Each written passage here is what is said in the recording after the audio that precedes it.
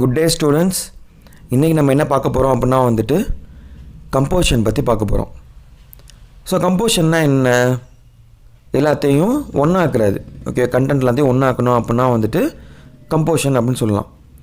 Elements of A program என்னென்ன இருக்குது? Variables, expressions and statements.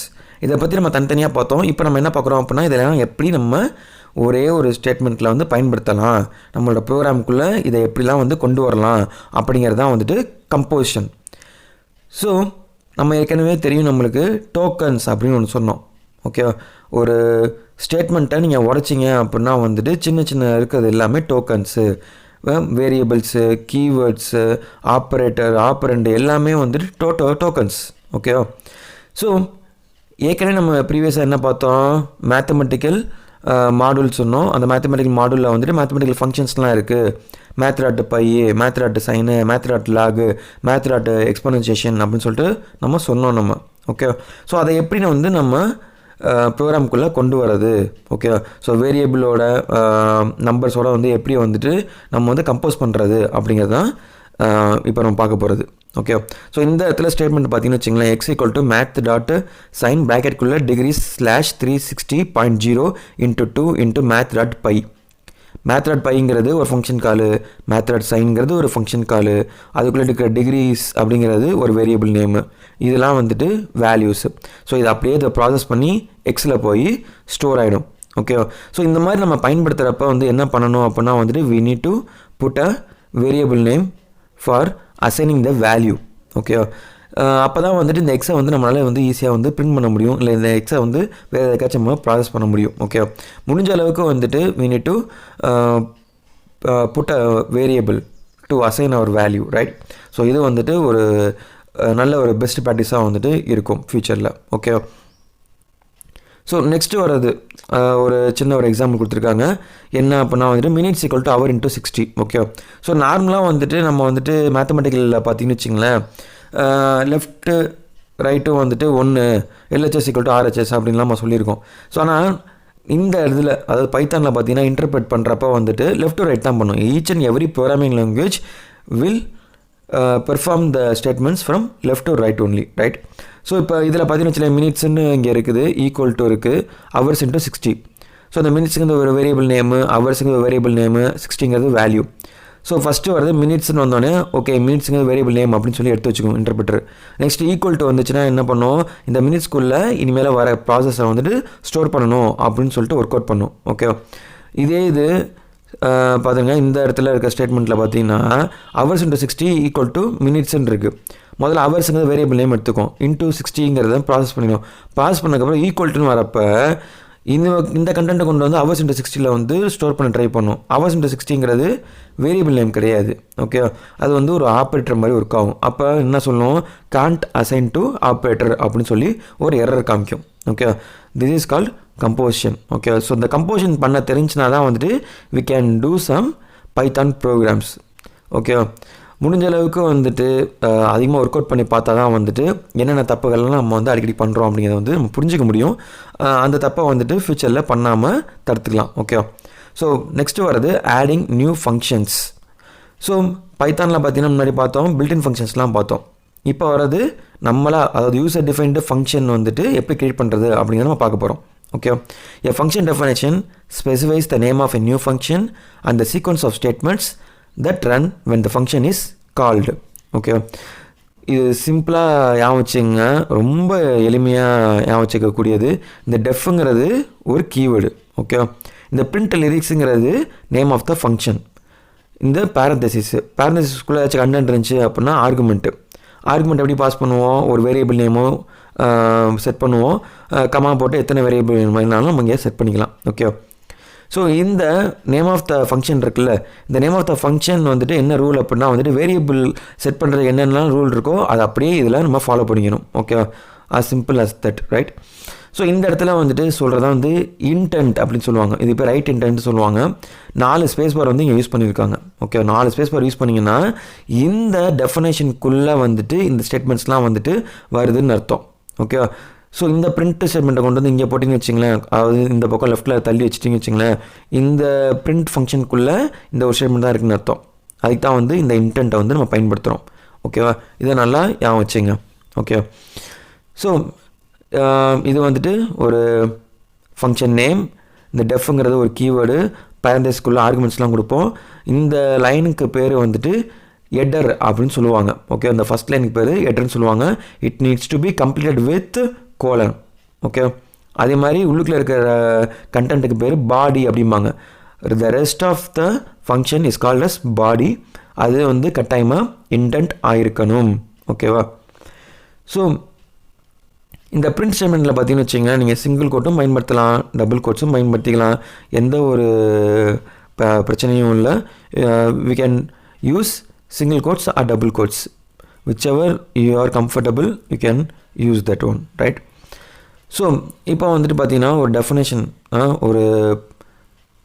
இங்கே கொடுத்துருக்காங்க. So to end the function you have to enter an empty line. Okay, ஒரு empty line நீங்கள் கொடுத்தீங்க அப்படின்னா தான் அந்த ஃபங்க்ஷன் வந்து எண்ட் ஆகுது அப்படின்னு அர்த்தம். ஓகே, ஸோ ஒரு ஃபங்க்ஷன் க்ரியேட் ஆகிறப்ப வந்துட்டு இது எப்படி ஃபார்ம் ஆகும் அப்படின்னா வந்துட்டு defining a function creates a function object. Okay, ஒரு ஃபங்க்ஷனை நம்ம டிஃபைன் பண்ணுறப்பே வந்துட்டு what it creates is a function object, right? So function object அப்படிங்கிறது என்ன, நம்ம வந்துட்டு அதை கால் பண்ணுறதுக்கு அந்த ஆப்ஜெக்ட் வச்சு நம்ம கால் பண்ண முடியும். ஓகேவா? ஸோ இதான் வந்து லாஜிக்கு. ஸோ பிரிண்ட் லிரிக்ஸு அப்படின்னு சொல்லிட்டு நம்ம வந்துட்டு சொன்னோம் அப்படின்னா வந்துட்டு it gives a statement like this, right? இது வந்து ஒரு ஃபங்க்ஷனு, அது என்ன பண்ணுது, பிரிண்ட் லிரிக்ஸ்ன்னு சொல்லி ரன் ஆகிட்டுருக்கு. ஸோ அது எந்த இடத்துல இருக்குது, நம்ம ஹார்ட் டிஸ்கில் வந்து எங்கே இருக்குது அப்படிங்கிறது இங்கே காமிக்குது. ஸோ டைப்பு என்ன டைப்பில் இது இருக்குது, பிரிண்ட் லிரிக்ஸ் அப்படிங்கிறது ஃபங்க்ஷன். ஓகேவா? அது வந்து இங்கே டிஸ்பிளே பண்ணுது. ஸோ இப்போ இந்த இடத்துல the syntax for calling the new function is same as for built in functions. Just நம்ம என்ன பண்ணுறோம், அப்படியே இந்த பிரிண்ட் லிரிக்ஸ்ன்னு இருக்குல்ல அதை போட்டு பேரண்டைசிஸ் போட்டிங்கன்னா அப்படின்னா இது பிரிண்ட் ஆகும். ஓகே, நம்ம என்ன கண்டென்ட் இங்கே வந்து டைப் பண்ணி வச்சுருக்கோமோ அது அப்படியே இங்கே வந்துட்டு டிஸ்பிளே ஆகும், just like that. Okay, so we can use some repeated functions, right? இன்னொரு டெஃபினேஷனை வந்து கூட நம்ம க்ரியேட் பண்ணி ரிப்பீட் லிரிக்ஸ்னு கொடுத்து என்ன பண்ணுறோம், 2 தடவை பிரிண்ட் பண்ண சொல்கிறோம். ஸோ என்ன ஆகும், இந்த இது கால் பண்ணுறப்ப வந்துட்டு இதே ஃபங்க்ஷன் வந்து 2 தடவை போயிட்டு என்ன பண்ணும், பிரிண்ட் பண்ணிவிட்டு வரும். ஓகே, ஸோ அதான் வந்து இங்கே நடக்கிறது. So definitions and uses. So நம்ம வந்து டிஃபைன் பண்ணியிருக்கோம், அதாவது இங்கே ஒரு பிரிண்ட் லிரிக்ஸ்னு டிஃபைன் பண்ணியிருக்கோம், இங்கே ரிப்பீட் லிரிக்ஸ்னு சொல்லி என்ன பண்ணியிருக்கோம், இந்த பிரிண்ட் லிரிக்ஸை வந்து இங்கே கால் பண்ணியிருக்கோம். ஓகே, ஸோ இது என்ன நடக்கும் அப்படின்னா பார்த்திங்கன்னா இது வந்துட்டு ஒரு டெஃபினேஷன் பார்ட்டு. ஓகே, ஸோ இந்த டெஃபினேஷன் பார்ட்டு வந்துட்டு எக்ஸிக்யூட் ஆகாது. எப்போ அந்த இன்டர்பிரட் பண்ணுறப்ப வந்துட்டு எக்ஸிக்யூட் ஆகாது. whenever it is called. Okay, அந்த ஃபங்க்ஷன் வந்து எப்போ கால் ஆகுதோ அப்போ தான் அது எக்ஸிக்யூட் ஆகும். நம்ம நார்மலாக எப்படி பார்ப்போம், மேலேருந்து வந்து கீழே வரைக்கும் வந்துக்கிட்டே இருக்கும், இதை தான் நம்ம சொல்லியிருப்போம். ஆனால் வந்துட்டு இப்போ என்ன பண்ணோம் அப்படின்னா வந்துட்டு எந்த இடத்துலலாம் டெஃபினேஷன் வந்துட்டு ஒன்று புதுசாக வருதோ அந்த இடத்துலலாம் வந்துட்டு ப்ராசஸ் பண்ணாமல் என்ன பண்ணோம், அதை ஸ்கிப் பண்ணிவிட்டு அடுத்ததுக்கு வந்துடும். ஓகே, ஸோ எப்போ வந்துட்டு அந்த ஃபங்க்ஷனை வந்து நேமை சொல்லி நம்ம கால் பண்ணுறோமோ அப்போ தான் அந்த ஸ்டேட்மெண்ட் வந்துட்டு ப்ராசஸ் ஆகும். ஓகே, ஸோ இதுதான் வந்துட்டு இங்கே சொல்கிறாங்க, the statements inside the function do not run until the function is called and the function definition generates no output. Okay, நம்ம டெஃபைன் பண்ணுற எந்த ஃபங்க்ஷன்ஸுமே வந்துட்டு அவுட்புட் தராது. ஓகே, கால் பண்ணுறப்ப மட்டும்தான் வந்துட்டு கண்டென்ட்டை வந்து வெளியில் தரும். ஓகே, ஸோ நெக்ஸ்ட்டு வரது ஃப்ளோ ஆஃப் எக்ஸிக்யூஷன். இப்போ நம்ம சொன்னோம்ல, வரப்போ வந்து டெஃபினேஷன் வந்தோன்னா வந்துட்டு உள்ள இருக்க கண்டென்ட்லாம் வந்து எக்ஸிக்யூட் ஆகாது, எங்கே கால் ஆகுதோ அப்போ தான் வந்துட்டு போய் உள்ளே இருக்க கண்டென்ட் வந்து ப்ராசஸ் பண்ணிட்டு திரும்ப வரும். ஓகே, இதான் வந்து flow of execution. Say for an example, இந்த ஃப்ளோ ஆஃப் எக்ஸிக்யூஷன் நீங்கள் பார்க்கணும்னு வச்சிங்களேன், சிம்பிளாக வந்து இந்த இதுக்கு வந்துடும்.